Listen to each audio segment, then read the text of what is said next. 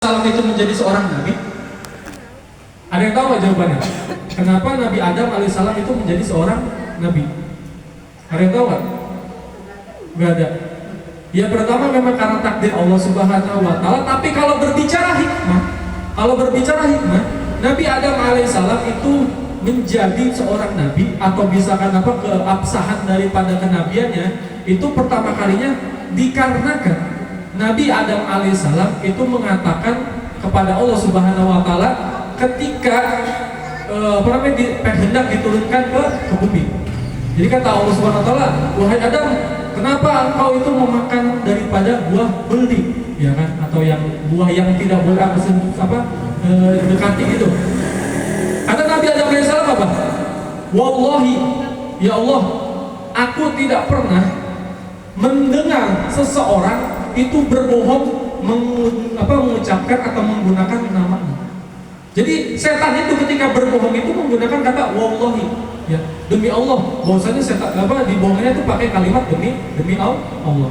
Karena Nabi Adam alaihissalam itu percaya sama Allah Subhanahu Wa Taala, makanya Nabi Adam alaihissalam itu ya percaya saja karena perkataannya setan atau perkataannya iblis itu ya. Jadi iblis itu ketika berbohong menggunakan lafaz wallahi atau menggunakan kalimat demi Allah, membawa nama Allah. Jadi Nabi Adam alaihissalam itu nggak pernah berpikir ada makhluk yang berani membawa nama Allah untuk kebohongan. Ya. Tapi kalau misalkan ibarat zaman sekarang nasi sudah menjadi bubur, ya udah. Nabi Adam juga sudah ridho dan ikhlas, akhirnya diturunkan oleh Allah ke bumi. Nah itu adalah kisahnya. Ya. Jadi kita sendiri kalau misalkan mengambil hikmahnya daripada kisah Nabi Adam alaihissalam, kalau kita melakukan segala sesuatunya itu hanya untuk Allah, maka pikiran kita pun akan tenang, ya. Pikiran kita akan tenang. Dan itu salah satu tanda-tanda min alamatil waliullah, tanda-tanda daripada walinya Allah. Wa min alamatil sholih. Dan itu adalah tanda-tanda daripada orang yang soleh. Orang yang soleh selalu mendahulukan Allah di atas segalanya. Bahkan sahabat Nabi Muhammad SAW, sahabat itu namanya Abdullah bin Umar, ya Abdullah bin Umar, itu dulu punya budak yang mana budaknya ini suka dikasih duit sama sahabat Abdullah bin Umar, ya, suka dikasih uang. Kenapa suka dikasih uang?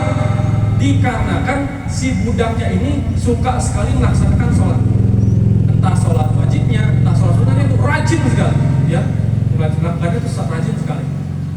Nah, akan tetapi ternyata budaknya ini sholatnya itu cuma biar dilihat, sholatnya ini cuma biar dikasih duit, sholatnya ini biar cuma dialamin. Nah, orang-orang ngomong dong, wahai Abdullah bin Umar, kamu kok ngapain sih ngasih duit ke dia, ngapain kok baik ke budak kamu? Dia kan sholatnya kan cuma karena pengen dilihat doang, dia kan sholatnya cuma karena riya doang, pengen dipandang sama kamu, ngapain di ini? Kata sahabat Abdullah bin Umar apa? Wallahi, ya demi Allah, bahwasanya aku ini yang aku lihat husnuzonku, prasangka baikku itu dikarenakan karena Allah. Dia sholat buat siapa? Buat Allah. Maksudnya sholat itu hubungan antara makhluk dengan Tuhan.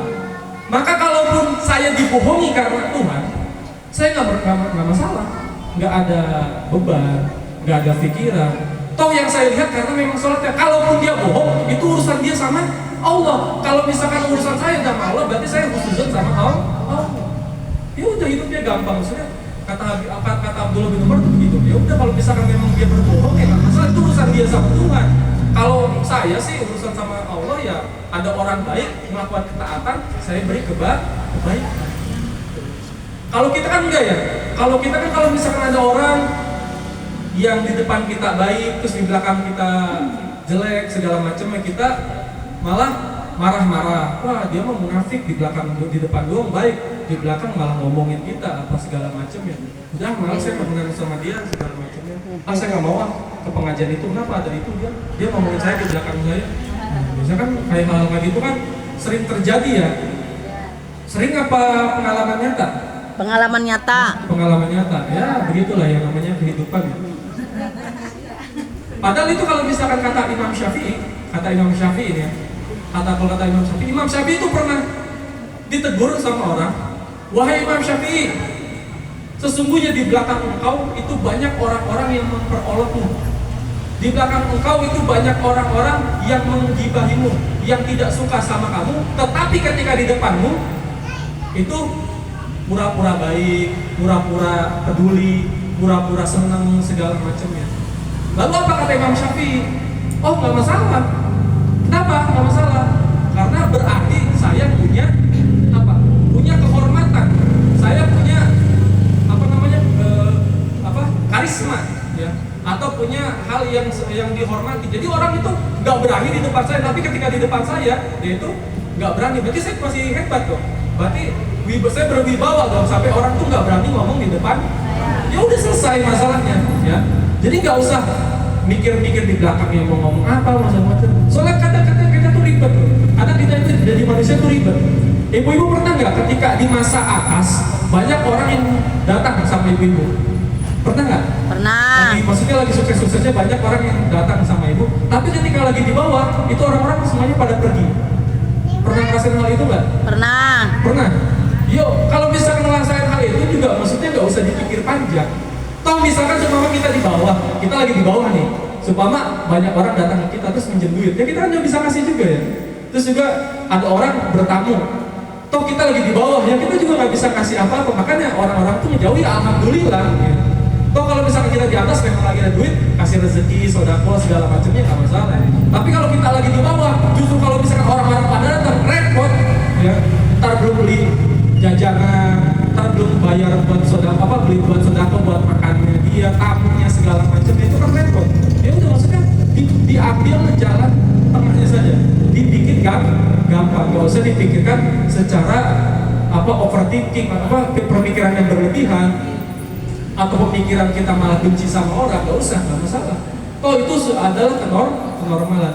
Dan pada ujung-ujungnya juga kita bakal di kuburan itu ya sendiri, nggak ada temennya, ya. Kecuali yang menemani kita siapa? Amal kita saja. Nah sekarang pertanyaannya, amalnya udah cukup apa belum? Kok udah tahu belum?